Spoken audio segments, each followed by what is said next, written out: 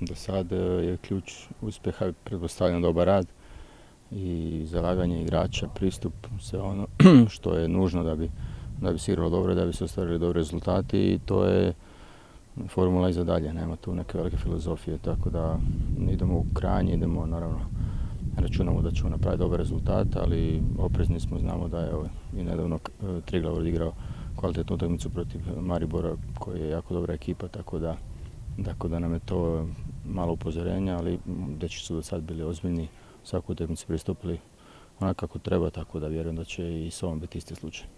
Kje vi vidite največjo spremembo v moštvu od izpada iz Evrope pa do začetka prvenstva?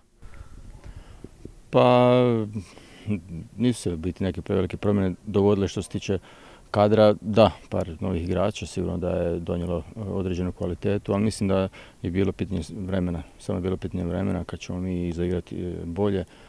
Kad se vratimo na to ispadanje iz Europe, stvarno smo imali malo nesreće i mi još tada nismo bili ni blizu nivoa kvalitete na kojem smo danas, tako da smo imali možda još tjedan dana, 10 dana, sasvim sigurno da bi mi puno bolje izgledali i vjerojatno prošli. Šta je tu je, sad je pred nama prvenstvo i mislim da smo na najbolji mogući način se podigli nakon tog neuspjeha i za sad stvari izgledaju dosta dobro. Naredili ste nekaj taktičnih sprememb, Nik Kapun igra na levi strani v napadu, Ricardo Alves na položaju ofenzivnega vezista, Abbas Issa v konici napada. Vse tri odločitve so se zaenkrat izkazale za dobre.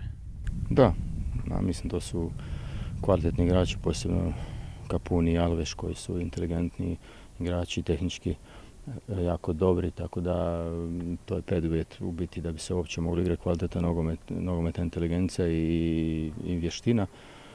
S njima dvojicom po tom pitanju su stvari jednostavne, vrlo lako su se prilagodili i pokazali su da mogu puno doprinijeti ovoj ekipi, a i sa svojom motorikom, svojim mentalitetom je igrač koji u biti na svakoj poziciji ofenzivnog dijela u momčadi može donesti dosta toga kvaliteta. Kako umestiti v moštvo novinca Andresa Vombergarja? Pa njegov rad je najbolje ulaznica za ući u ekipu, iako treba malo pričekati s njim, možda će mu trebati koji tjedan da u potpunosti uhvati formu. Ima sitnih problema sa gležnjem koje vuče još od prije, tako da nećemo žuriti, sigurno da ćemo prvom prilikom mu dati šansu da ga navijači vide. Da li će to biti u Kranju ili ne, o tome ćemo još vidjeti i razmisliti do kraja tjedna. Sve u svemu on jako dobro radi i izvrsno se uklopio sa svojim mentalitetom i radnim navikama ovdje u našu ekipu i veselimo se da je s nama. Igor, hvala lijepa.